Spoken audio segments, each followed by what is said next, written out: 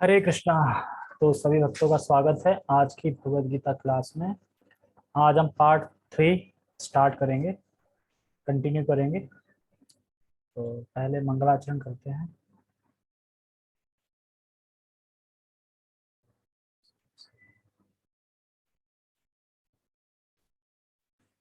Okay, let's start. ओम अज्ञानतिमिरान्धस्य ज्ञानञ्जनशलाकया चक्षुरुन्मीलितं येन तस्मै श्रीगुरुवे नमः। श्रीचैतन्यमनोभीष्टं स्थापितं येन भूतले स्वयं रूपः कदा मह्यं ददाति स्वपदान्तिकम्। वन्देऽहं श्रीगुरो श्रीयुतापदकमलं श्रीगुरून् वैष्णवांश्च श्रीरूपं साग्रजातं सहगणरघुनाथान्वितं तं सजीवं साधुवेतं सावधूतं परिजनसहितं कृष्णचैतन्यदेवं श्रीराधा कृष्णपादान् सहगणललिता श्रीविशाखान्विषां च।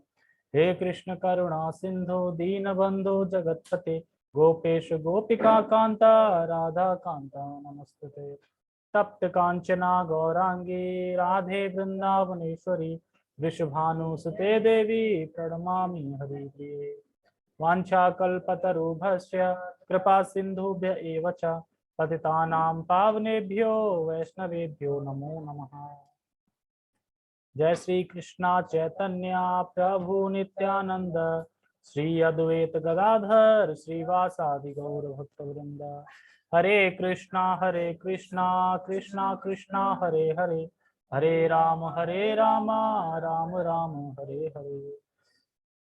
रामाय रामभद्राय रामचंद्राय वेदसे रघुनाथाय नाथाय सीतया पते नमः।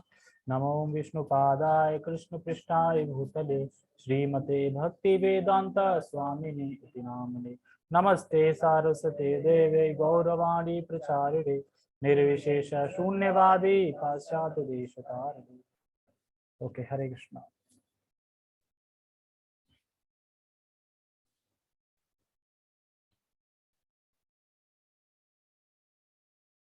ठीक है, तो हम पहले एक बार श्लोक उच्चारण करेंगे और फिर पढ़ेंगे। हमारे दूसरे कौन से थे? मूर्ख, मूर्ख के बाद नराधम। तो हम नराधम से पढ़ेंगे। ठीक है। नामाम दुष्कृतिनो मूढ़ा प्रपद्यन्ते नराधमा माया अपहृत ज्ञाना आसुरं भावमिश्रितः। ठीक है, तो वही है। नामाम नहीं आते, दुष्कृत दुष्कृत लोग कौन कौन से हैं? मूढ़ा मूर्ख, नराधम जिनका ज्ञान माया द्वारा हर लिया गया है, और आसुरम। तो प्रपदंते मेरी शरण में नहीं आते। वो जो आते हैं, जो आते हैं वो हैं, ये उनकी बात चल रही जो नहीं आते। आज पूरा करने की कोशिश करेंगे कि आज पूरा करेंगे, भले थोड़ा फास्ट करना पड़े। हाँ, आ गया ना। तो हमने बात खत्म यहाँ पे करी थी। जो मूर्ख है, तो मूर्ख गधे की तरह क्यों बताया गया है? क्योंकि वो इंद्र तृप्ति में और काम में लगा रहता है, लेकिन उसने उसको जीवन किस लिए मिला है उसके लिए वो बिल्कुल भी जिज्ञासा नहीं करता है। हमेशा अपनी इंद्र तृप्ति में काम काम काम में ही लगा रहता है, दुख झेलता रहता है, रोकता रहता है कि, और भय से काम करता रहता है। तो इसलिए उनको मूर्ख बोला गया। वैसे तो अल्टीमेट चारों मूर्ख ही हैं। जो कृष्ण, जो भगवान से विमुख है, वो सब मूर्ख ही हैं। मतलब जो कि भगवान की तरफ नहीं है, भगवान के लिए कुछ भी नहीं कर रहे हैं, थोड़ा सा भी प्रयास नहीं कर रहे हैं, वो मूर्ख कैटेगरी में आते हैं। मूढ़ा बोलते हैं उसको, भगवान खुद बोल रहे हैं। एक्चुअली प्रभुपाद जी नहीं बोल रहे हैं यहाँ पे मूढ़ा, कि बोलेगा प्रभुपाद जी मूर्ख बोल रहे हैं। मूढ़ा कौन बोल रहा है? कृष्ण बोल रहे हैं मूढ़ा, मतलब भगवान स्वयं बोल रहे हैं, डांट रहे हैं, धिक्कार रहे हैं कि कैसे चार लोग हैं मेरी शरण में आते, चाहते हैं आ जाएं पर आते नहीं है ऐसे लोग। ठीक है। दूसरे प्रकार के दुष्कृति नराधम अर्थात अधम व्यक्ति कहलाता है। अधम समझते हैं? अधम का मतलब क्या होता है? अधम माने नीच, और नर माने मनुष्य। तो मनुष्यों में नीच, उसको नराधम बोलते हैं। नर का अर्थ है मनुष्य, और मनुष्य और अधम का अर्थ है सबसे नीच। 84 लाख जीव योनियों में से 4 लाख मानव योनियां हैं। तो ये तो सबको पता होगा 84 लाख योनियां हैं, उसमें से 4 लाख है वो मनुष्य की है।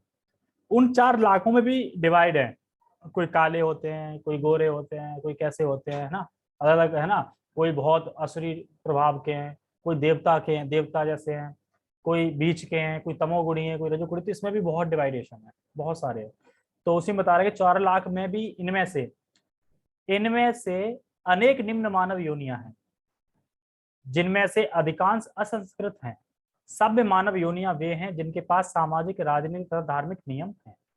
जो मनुष्य सामाजिक तथा राजनीतिक दृष्टि से उन्नत है, किंतु जिनका कोई धर्म नहीं होता, वे नराधम माने जाते हैं। मतलब कोई धर्म नहीं है, जहां मनाए खा लिया, जो मनाए वो कर रहे हैं, लड़ रहे हैं, भिड़ रहे हैं, मतलब कोई धर्म नहीं है। भगवान ने मतलब अगर किसी धर्म में कुछ लिखा है तो वो भी नहीं करेंगे वो।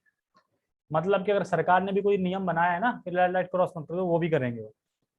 एक्चुअली कौन करता है? जो बिल्कुल नराधम है वही करेगा, जो थोड़ा सभ्य होगा वो नहीं करेगा, रुक जाएगा। तो वो बिल्कुल ही नराधम है, वो कहीं के भी रूल फॉलो नहीं करते, कोई भी धर्म नहीं मानते। ये तो जल्दी के चक्कर में करते होंगे, जल्दी जाना है, वो जानबूझ के करते हैं, उन्हें मजा आता है रेड लाइट क्रॉस करने में, घुमा घुमा के गाड़ियां चलाने में, लहरा की गाड़ियां चलाने में, वो अलग ही दिख जाते हैं ना, हॉर्न बजाते हुए स्पीड से, रिक्शा टाइप के होते हैं। तो किसी भी धर्म का पालन नहीं करते तो वो नराधम माने जाते हैं। धर्म ईश्वर विहीन नहीं होता, क्योंकि धर्म का प्रयोजन परम सत्य को तथा उसके साथ मनुष्य के संबंध को जानना है। तो धर्म जो होता है, तो धर्म क्या है? धर्मत्व साक्षात भगवत प्रणीतम। तो धर्म वही है जो हम भगवान की तरफ बढ़ रहे हैं, भगवान को जाने, वही धर्म है। मतलब जिस चीज से हमें भगवान की स्मृति हो रही है, जिस चीज से हम भगवान के पास और जा रहे हैं, वो धर्म है। और जिस धर्म से हम भगवान के पीछे हो रहे हैं, भगवान को भूल रहे हैं, तो वो धर्म नहीं है, वो तो हमारे बनाए हुए हैं। तो धर्म का प्रयोजन परम सत्य को तथा उसके साथ मनुष्य के संबंध को जानना है। गीता में भगवान स्पष्टतः कहते हैं कि उनसे परे कोई भी नहीं और वे ही परम सत्य है। तो भगवान देखो गीता में कह रहे हैं ना, मुझसे परे कोई नहीं है। फिर भी कुछ लोग होते हैं ना जो मानते नहीं, अरे हम तो वेद को मानते हैं, अरे गीता से भी परे कुछ है। तो भगवान गीता में ही कह रहा है कि मुझसे परे कुछ है ही नहीं, तो फिर भी वो नहीं मानते।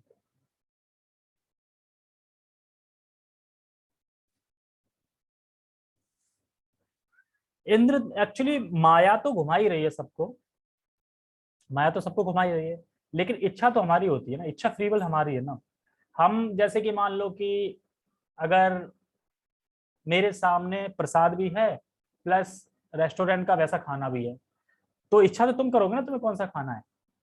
भगवान तो अप्रूवल देते हैं ना देख के कि पिछले कर्म में क्या है। अगर जिसने भक्ति करी होगी तो वो प्रसाद एक्सेप्ट करेगा, तो जिसकी उसमें भक्ति नहीं होगी वो वैसे आइटम खाएगा जो विदाउट ऑफर है।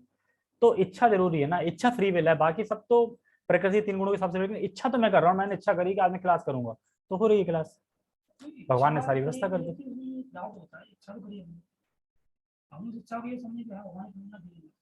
क्या?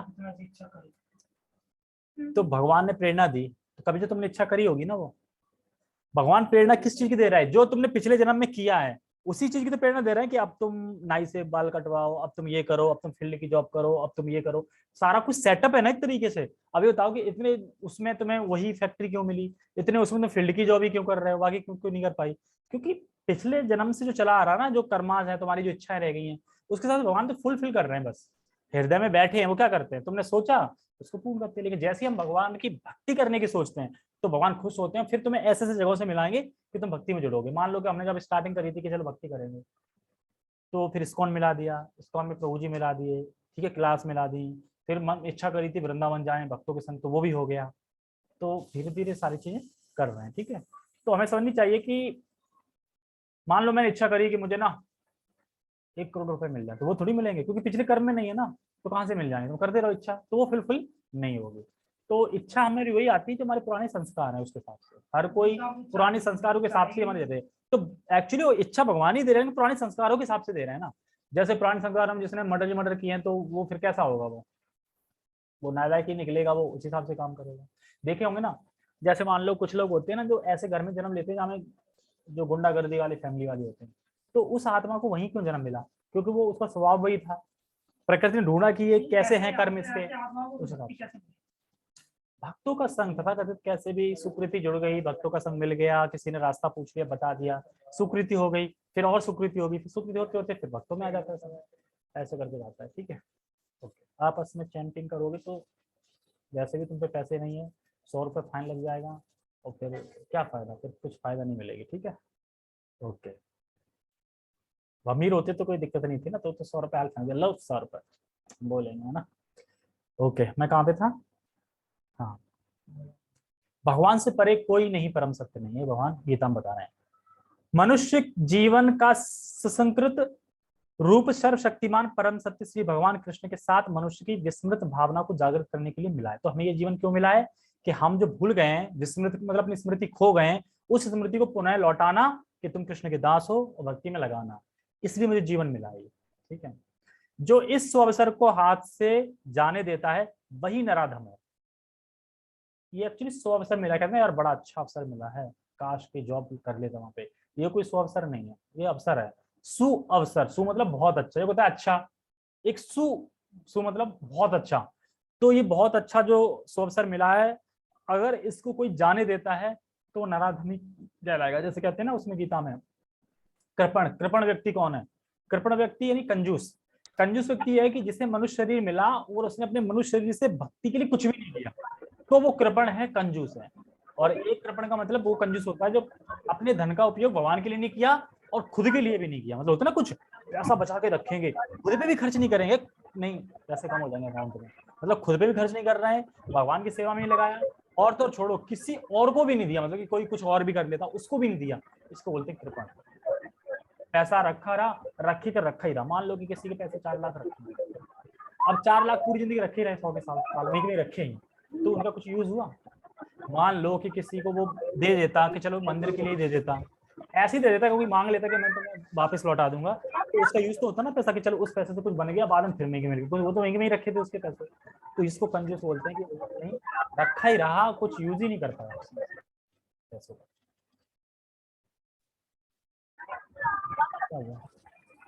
म्यूट लगाओ,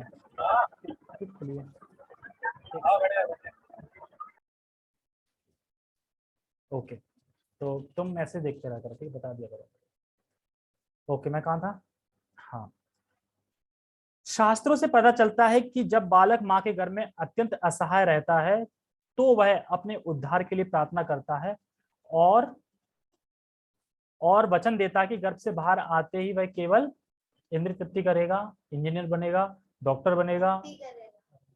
नहीं नहीं, मेरे में यही लिखा है, तुम्हारे में लिखा होगा भक्ति करेगा। मैंने जूम की क्लास में खोल रखी है। अच्छा, जूम की क्लास खोल रखी है। तो क्या लिखा है, पूजा ही करेगा। यानी जब हम घर में थे माँ के घर में, तो हम क्या वचन दे के आए भगवान को कि मैं भक्ति ही करूंगा, पूजा करूंगा, लेकिन करते हैं नहीं। क्योंकि जिस तरीके से हम उस कष्ट को भूल जाते हैं जब हम गर्भ में थे, और जो हमें जन्म लेते वक्त जो कष्ट हुआ था, उस कष्ट को जिस तरह हम भूल जाते हैं, उसी तरह मैं ये भी भूल गया कि भगवान से हमने वचन क्या किया। तो इसी पे बहुत अच्छा बता रहे थे। याद रहता है कि भगवान निकलते ही जैसे मैं पढ़ता सब भूल जाते हैं। भुलवाता कौन है, खुद के माता पिता। कैसे, बोलो बेटा मम्मी, बोलो बेटा पापा। अच्छा मम्मी पापा, उसे तो पता ही नहीं कुछ, वो तो कोमल श्रद्धा है ना, भी कुछ भी नहीं पता ना, तुम जो उसे बताओ वो मान लेगा। अगर शुरू से बता दिया जाए कि कृष्ण भगवान है, हम तो निमित्त बने हैं पालने के लिए, एक्चुअली सुप्रीम लॉर्ड तो वो है, तुम्हें उनकी भक्ति करनी है, उनको पाना है, इसलिए तुम्हें जिंदगी मिली, तो शुरू से उसे माइंड में रहेगा, वही वही जानेगा। तो फिर कोई डाउट ही नहीं है, एकदम श्रद्धा से उसको मानेगा, वो कृष्ण को ही मानेगा श्रद्धा से। जैसे कि मीराबाई थी, किसी ने बोल दिया कि अरे पति तो कृष्ण है, सबके पति मतलब क्या, तो उन्होंने बोला नहीं मैं तो पति है कृष्ण, तो कृष्ण ही करूंगी, दूसरी शादी करो, फिर भी जबरदस्ती करवा दी। लेकिन असली पति कौन थे, कृष्ण ही थे, कृष्ण की भक्ति करी उन्होंने, सब कुछ करा कि कृष्ण ही सब कुछ है, तो पाया फिर कृष्ण को तरीके से। ओके, कहाँ पे थे, अच्छा यहाँ पे थे, हाँ। तो कुछ लोग बोलते हैं कि हम तो भूल गए ना, घर में थे, हमें क्या पता, हम तो भूल गए। अरे भूल गए हो ठीक है, लेकिन ये तो याद है ना कि हम गर्भ में थे, ये भी याद नहीं है। ये तो पता है ना, पूछ सकते हो ना माँ से, हम घर में था कि नहीं था, हाँ थे, तो ये तो पता है ना। अब गर्भ कोई जीने की जगह तो है नहीं, तो वहां पे जिंदा कौन रखा था, कृष्ण ही जिंदा रख रहे थे।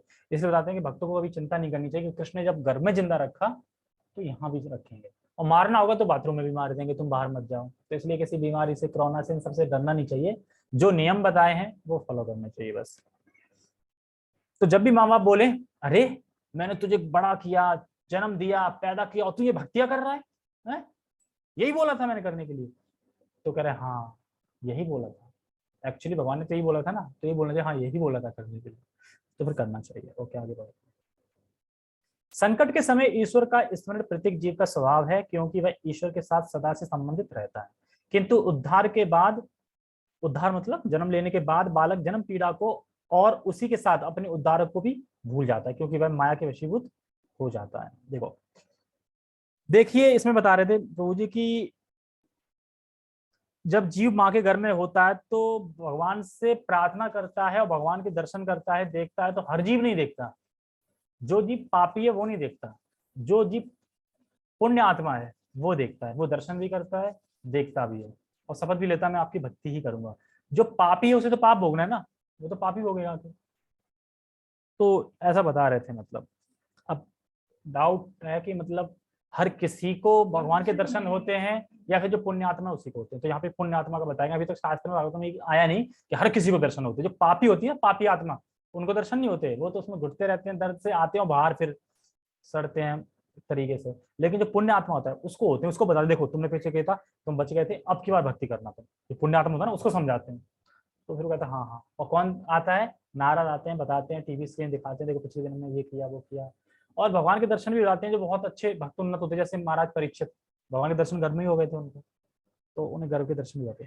पर बाहर आके बोलो मम्मी पापा बोल रहा है तो कृष्ण मुकुंद इत्यादि नहीं बताते। तो एक बात ध्यान रखो कि हम जब घर में भगवान ने हमें रक्षा की है तो फिर आगे भी रक्षा करेंगे। ठीक है, कहाँ पे थे? हाँ, यह तो बालकों के अभिभावकों का कर्तव्य है कि वे उनमें सुप्त दिव्य भावनाओं को जागृत करें। तो माता पिता का कर्तव्य है कि बच्चे को बताएं कि तुम कृष्ण के दास हो, ऐसे करके। वर्णाश्रम पद्धति में मनुष्य स्मृति के अनुसार ईश भावना अमृत को जागृत करने के उद्देश्य से 10 शुद्धि संस्कारों का विधान है। तो ये जो 10 शुद्धि होते हैं ना, एक तो जन्म, जन्म मुंडन होता है, फिर कुछ नहाना होता है, उसके फिर और बड़े आते हैं तो और एक शुद्धिकरण होता है, फिर एक जो दीक्षा मिलती है वो शुद्धिकरण होता है, फिर ब्राह्मण दीक्षा मिलती है वो शुद्धिकरण होता है। तो ऐसे 10 शुद्धिकरण है, मतलब आयन मतलब है, ऐसे शास्त्रों में 10 शुद्धिकरण करते हैं। किंतु अब विश्व के किसी भाग में किसी भी विधि का दृढ़तापूर्वक पालन नहीं होता और फलस्वरूप 99.9% जनसंख्या नराधम हो चुकी है, बन गई है। जब सारी जनसंख्या नराधम हो जाती है तो स्वाभाविक है कि उनकी सारी तथाकथित शिक्षा भौतिक प्रकृति की सर्वप्रथम शक्ति द्वारा व्यर्थ कर दी जाती है। तो जो भी भौतिक उनने उपलब्धियां पाई, जो भी भौतिक ज्ञान लिया उनने, वो सब व्यर्थ हो जाता है। क्यों व्यर्थ हो जाता है? हाँ ठीक है, वो तो नराधम बता दिया, लेकिन इस भौतिक जगत में भी बहुत कुछ बुद्धिमान व्यक्ति ना हासिल करते हैं, तो उनका वो सारा कुछ व्यर्थ है। क्यों व्यर्थ है? हाँ, भगवान प्रति नहीं करते, बता रहे। देखो यहाँ सिंपल सी बात है, सारी शिक्षा प्राप्त हो गई, सब प्राप्त हो गया, पर किसी भी शिक्षा में ये नहीं बताया गया कि तुम कौन हो। बताया गया तो हो गया ना सारा व्यर्थ। मेन चीज नहीं बताई गई ना कि तुम हो कौन, तो सारा व्यर्थ हो गया। जैसे कि कोई ज्ञान में बहुत बड़ा था, खूब लग रहा था उसका 0.00000, अब जीरो के आगे अगर एक लग जाता तो ही तो वो माना जाता। लेकिन जब एक लगा ही नहीं, एक मतलब कृष्ण ही नहीं स्मरण किया, कृष्ण को ही गायब कर दिया, तो सब जीरो हो गया ना सारा ज्ञान उसका। कृष्ण हो जाते तो एक लग जाता, अब कृष्ण नहीं है तो जितने भी उसने ज्ञान मतलब जीरो, ज्ञान मतलब 0.000 कमाया, वो जीरो रह गया वो, क्योंकि एक कृष्ण ही नहीं लगा ना, एक नहीं लगा, तो इस तरीके से।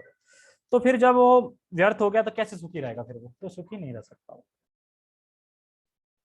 गीता के अनुसार विद्वान पुरुष वही है जो एक ब्राह्मण, कुत्ता, गाय, हाथी तथा चांडाल को समान दृष्टि से देखता है। असली भक्त की भी ऐसी ही दृष्टि होती है।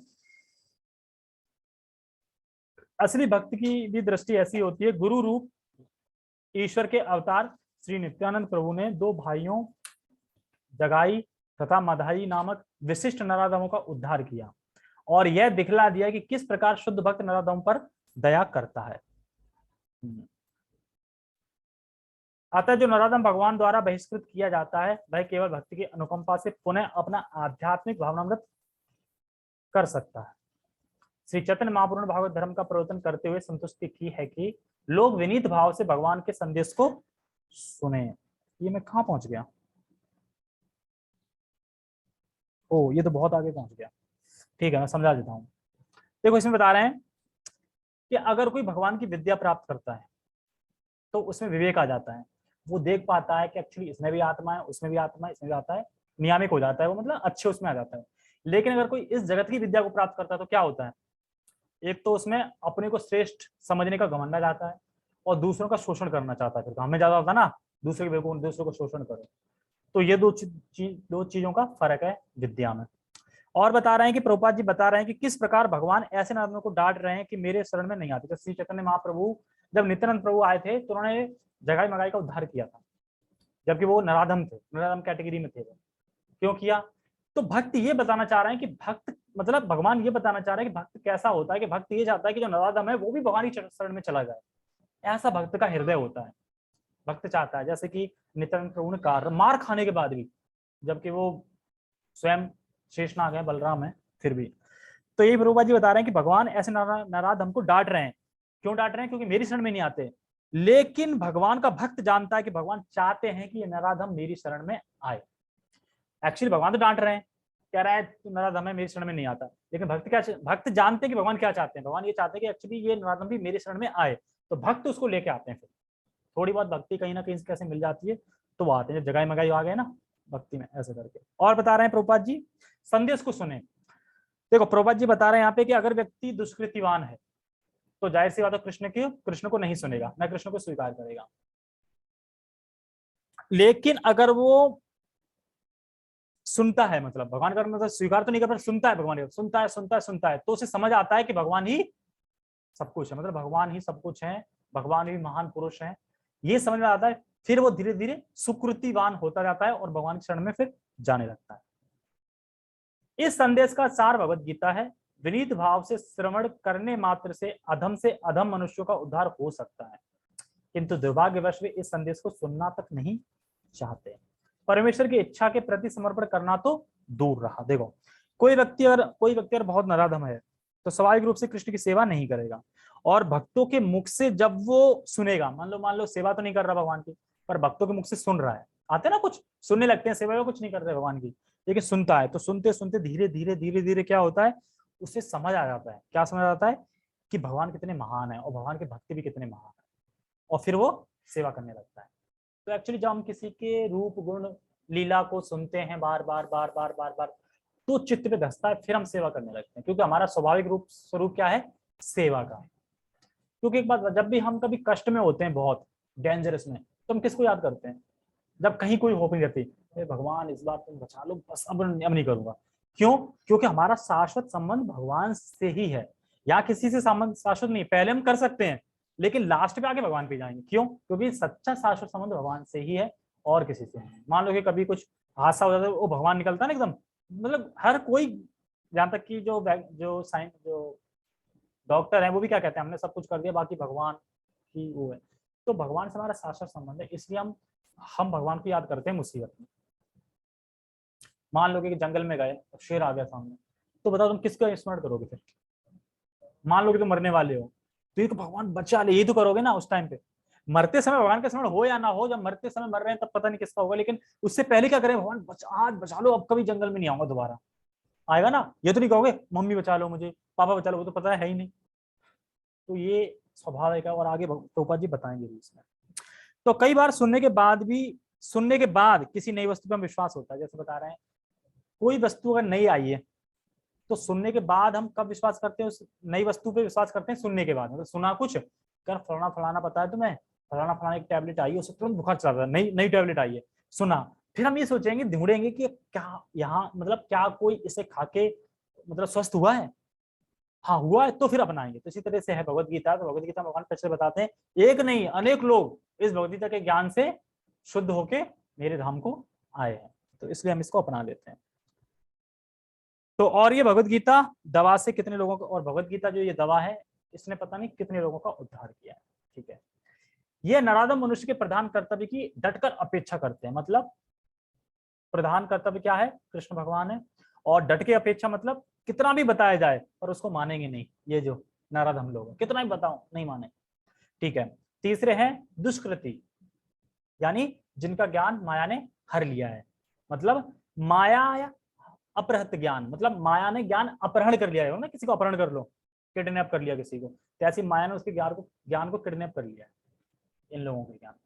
जिसमें साधु भी आते हैं, कुछ जो ब्राह्मण के घर में पैदा हुए हैं, वैज्ञानिक भी आते हैं, बड़े बड़े फिलोसफर आते हैं, कवि आते हैं, दार्शनिक आते हैं, सब आते हैं इसमें। ठीक है, दुष्कृतियों की तीसरी श्रेणी माया प्रतिज्ञाना है की है, अर्थात ऐसे व्यक्तियों की जिनका प्रकांड ज्ञान माया के प्रभाव से शून्य हो चुका है। तो मैंने शून्य बताया था ना, ये ज्ञान ये ज्ञान ये ज्ञान ये ज्ञान सब ज्ञान ले लेंगे तो सब ज्ञान है, पर शून्य शून्य शून्य है क्योंकि कृष्ण नहीं है, तो फिर वो जीरो हो जाता है। ये अधिकांशित बुद्धिमान व्यक्ति होते हैं, यथा महान दार्शनिक, कवि, साहित्यकार, वैज्ञानिक आदि, किंतु माया इन्हें भ्रांत कर देती है, जिसके कारण ये परमेश्वर की अवज्ञा कर देते हैं। देखो उदाहरण के लिए, अगर वैज्ञानिक ये तो मानते हैं कि देखो ये पूरा जगत एक विस्फोट से आया है, एक ब्लास्ट हुआ था और पूरी सृष्टि हो गई, लेकिन ये नहीं मानेंगे कि ये पूरा जगत एक व्यक्ति से आया है। व्यक्ति मतलब कृष्ण से आया है, इस सृष्टि के पीछे कौन है? कृष्ण है। ये नहीं मानेंगे, ये मान लेंगे कि हम बम फूट के आया है। तो बताओ क्या ज्ञान नहीं हर लिया है माया ने? सोच के देखो ना, एक तरफ अगर मैं ये बोलूं देखो सृष्टि के पीछे भगवान है, नियंता है, मान लो कोई भी चीज बनाई है, अब तुम कूलर को देख के क्या बोल सकते हैं कि बम विस्फोट से आ गया कूलर? किसी ने बनाया हो ना कूलर को, तो वो ये नहीं मानेंगे क्योंकि माया ने ज्ञान हर लिया ना, तो ये कहेंगे नहीं विस्फोट हो गया है। कहीं से कोई और लोग मान भी लेते हैं हाँ विस्फोट होके आया होगा, क्योंकि बार बार बार बार जब बताया जाता है ना तो झूठ भी सत्य हो जाता है। जैसे कहानी सुनाई थी ना उसकी, बकरी को ले जा रहा था वो, कुत्ता कुत्ता बोल के अगर अच्छा रखा है, हाँ यार मैं कुत्ते को ले जा रहा था, चला जाता छोड़ के। तो ऐसे इसीलिए सत्य को बार बार बोलना है ताकि सत्य भी घुस जाए। ओके, अवज्ञा कर देते हैं, ठीक है। इस समय माया प्रतिज्ञाना की बहुत बड़ी संख्या है, यहाँ तक कि वे भगवत गीता के विद्वानों के मध्य भी हैं। गीता में अत्यंत सीधी सरल भाषा में कहा गया कि श्री कृष्ण ही भगवान है, ना तो कोई उनके तुल्य है और ना ही उनसे बड़ा है। देखा है ना गीता में बड़ा है। वे समस्त मनुष्यों के आदि पिता ब्रह्मा के भी पिता बताए गए हैं। वास्तव में वे ब्रह्मा के ही नहीं अपितु समस्त जीव योनियों के भी पिता हैं। वे निराकार ब्रह्म तथा परमात्मा के मूल हैं और जीवात्मा में स्थित परमात्मा उनका अंश है। वे सबके उत्स हैं और सबों को सलाह दी जाती है कि उनके चरण कमलों के शरणगत बने। इन सब कथनों के बावजूद ये माया प्रतिज्ञाना भगवान का उपहास करते हैं और उन्हें सामान्य मनुष्य मानते हैं। इतना कुछ भगवान ने गीता में बता दिया, फिर भी क्या कहते हैं भगवान तो सामान्य मनुष्य है। ये तो रूप लेके आते हैं तमोगुण का, रजोगुण का, सतोगुण का, ऐसे करके। और जैसे कुछ कुछ तो संस्था ऐसी हैं जो कहते हैं देखिए जो भगवत गीता का ज्ञान है वो शिव बाबा ने दिया है। अब उनसे पूछो क्या भगवत गीता में कहीं लिखा है कि शिववाचा या शिव जी बोल रहे हैं? तो कहेंगे नहीं नहीं वो कृष्ण के अंदर थे ना, अंदर होके बैठ रहे थे। तो क्या कहीं गीता में ये लिखा है कि एक्चुअली मैं नहीं बोल रहा हूँ, मेरे अंदर से ना शिव बाबा बोल रहे हैं? तो थोड़ा कहते थे ऐसी संस्था है और लोग संस्था संस्था बनी हुई है ऐसी, मतलब वो लोग जुड़ गए, पूरा समाज बन गया है। शिव ने बोला, जबकि पूरी गीता में कोई शिव शिव नाम नहीं लिखा, पूरे गीता के श्लोक में कि शिव नहीं मिलेगा तुम्हें कि शिव वाचा या शिव बोल रहे हो कहीं, ठीक है। और एक संस्था है जो कन्याकुमारी, पता नहीं कौन सी, ब्रह्म कुमारी, वो कहते हैं एक्चुअली तुम जो गीता पढ़ रहे हो, गीता तो मैंने रट लिया 40 बार, कुछ नहीं, आप ना हमारे साथ आओ, सब कुछ शिव है यहाँ पे, मध्य में दिखते हैं शिव हैं, आप आओ और बोरी पहनो, हम तुम्हें भगवान दिखा देंगे। कुछ ऐसे स्थान में भगवान दिखा देंगे, पता नहीं कौन से भगवान है, लेकिन कह रहे हैं बोरी पहनो हम भगवान दिखा देंगे 15 दिन में। तो बहुत से ऐसे हैं, जबकि साफ साफ लिखा है भगवत गीता में कि मैं ही सब कुछ हूँ, अहम प्रभु, मतलब हम सर्वस्व प्रभु, सब कुछ भगवान बता रहे हैं, लेकिन फिर भी नहीं मानते। क्यों? माया अपहृत ज्ञान, माया ने उनका ज्ञान अपहरण कर लिया, इसलिए वो नहीं समझ पाते। ठीक है, ओके, कहाँ पे थे? हाँ, वे यह नहीं जानते कि भाग्यशाली मानव जीवन श्री भगवान के दिव्य शाश्वत स्वरूप के अनुरूप ही रचा गया है। मतलब जैसे भगवान का द्विज रूप है तो उन्हीं के अनुसार हमारा भी द्विज रूप है, क्योंकि भगवान का ओरिजिनल फॉर्म है ना वो द्विज रूप ही है। लेकिन भगवान कितना भी रूप, कैसा भी रूप कर सकते हैं, 1000 हाथ का, 100 हाथ का, 4 हाथ का, लेकिन ओरिजिनल फॉर्म कहते हैं ना वो द्विभुजी रूप है, तो उसी के अनुसार हम भी। जैसे कुछ कहते हैं ना कृष्ण और राम ये सब तो मनुष्य हैं, तो ऐसा जो बोलते हैं मनुष्य जो बोलते हैं वो बहुत बड़े अपराधी होते हैं भगवान, क्योंकि वो निराकार कर देते हैं भगवान को। गीता की ऐसी सारी अवैध व्याख्याएं जो माया प्रतिज्ञाना वर्ग के लोगों द्वारा की गई है और परंपरा पद्धति से हटकर है। तो जो बहुत से लोग हैं ना जिन्होंने गीता की व्याख्या अलग करी, जैसे होता है ना शिव बाबा बोल रहे हैं, कहीं कोई बोल रहा है, और कृष्ण बोल रहे हैं एक मेरी शरण में आओ, वो कह रहे हैं मेरी मेरी बोल रहे हैं ना, देखो बोला ना भगवान कृष्ण है मेरी शरण में आओ, मेरी कौन? मेरी, भगवान नहीं, मेरी शरण में आओ। तो इस तरीके से वो माया प्रतिज्ञाना के चक्कर में ऐसी व्याख्याएं कर देते हैं। हटकर है। आध्यात्मिक जानकारी के पथ में रोड़े का कार्य करती है। तो ये आध्यात्मिक जो जानकारी है ना, भगवान ने जो एक्चुअल जो भगवान ने ज्ञान दिया है उसमें ना ये रोड़े का काम करते हैं। ये माया अप्रत ज्ञान है। कैसे? मान लो कि एक सुंदर सा रास्ता है, उसमें अगर मैं पत्थर बिछा दूं, रोड़े मतलब पत्थर, तो पत्थर होंगे तो अब रास्ता कठिन हो जाएगा और दूसरा स्पीड भी स्लो हो जाएगी। तो ये यही करते हैं। क्या करते हैं ये?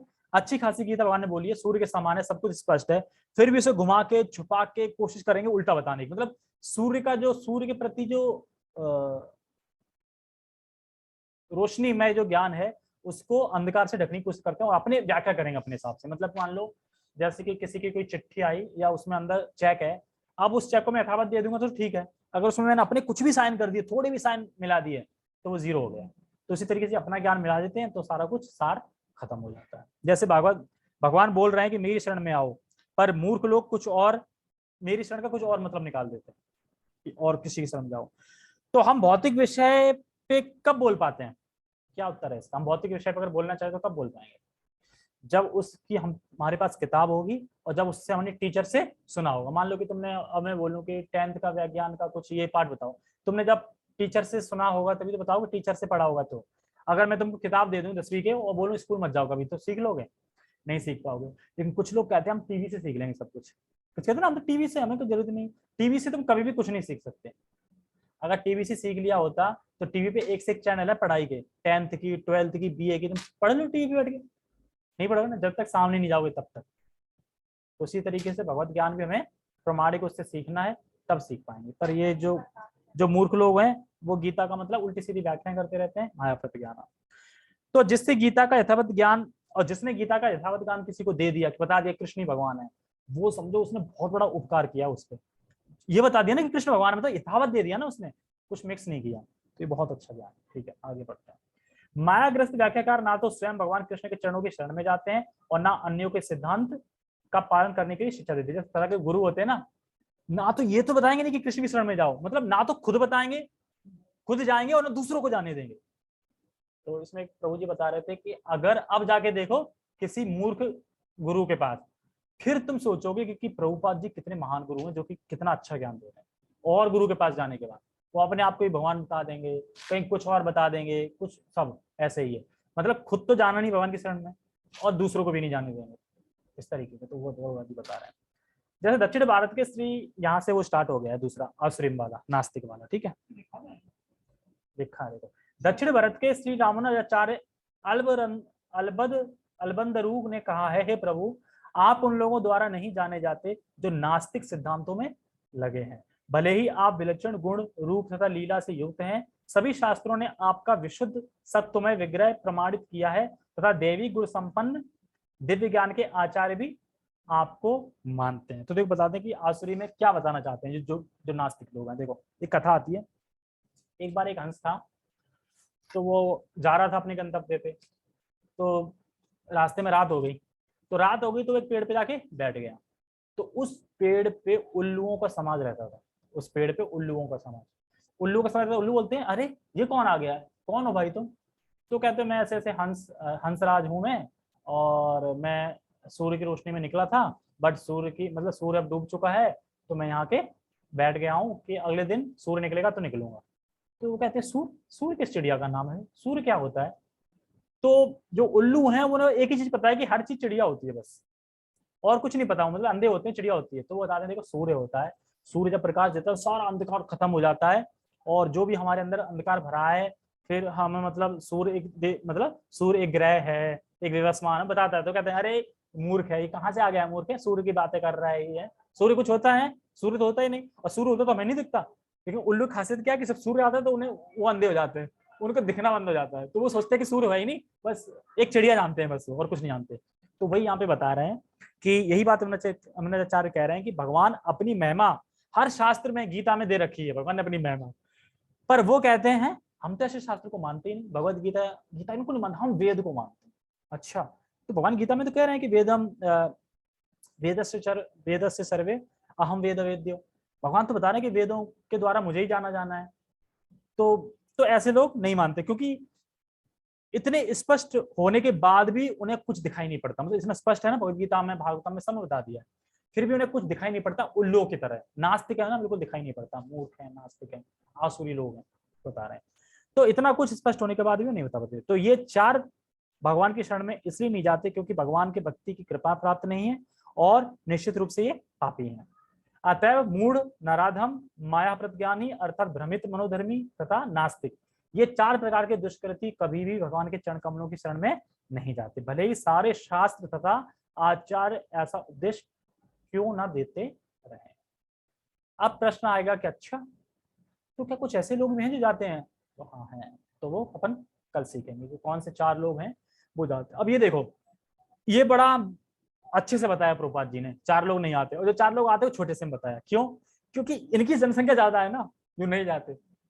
जैसे कि जो एक चैप्टर आएगा गीता में, आसुरी एवं देवी स्वभाव, आसुरी आसुरी तो देवी स्वभाव का तो 2-3 श्लोकों में बताया बस, और बाकी के पूरे 20-22 श्लोकों में असुरी स्वभाव, मतलब बता रहे हैं कि असुरी स्वभाव के ज्यादा लोग हैं, देवी स्वभाव के नहीं है। देवी स्वभाव का तो एक ही श्लोक है, बड़ा श्लोक आएगा, उसमें देवी के पूरे 8-9 गुण हैं, वो सब बताए जाएंगे, और बाकी फिर असुरी चलेगा, सब सब असुरी लोग। असुरी मतलब राक्षस, असुरी मतलब कहीं भी खा लेते हैं, तमोगुण, रजोगुण, ये सब बहुत अच्छी अच्छी बातें आने वाली है गीता हमारी। ठीक है, तो so will you stop here.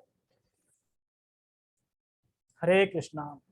जगत गुरु शील प्रभुपाद की जय, श्रीमद् भगवद गीता की जय, निताय निताय गौर प्रेमानंदे, हरि हरि बोल, हरे कृष्णा।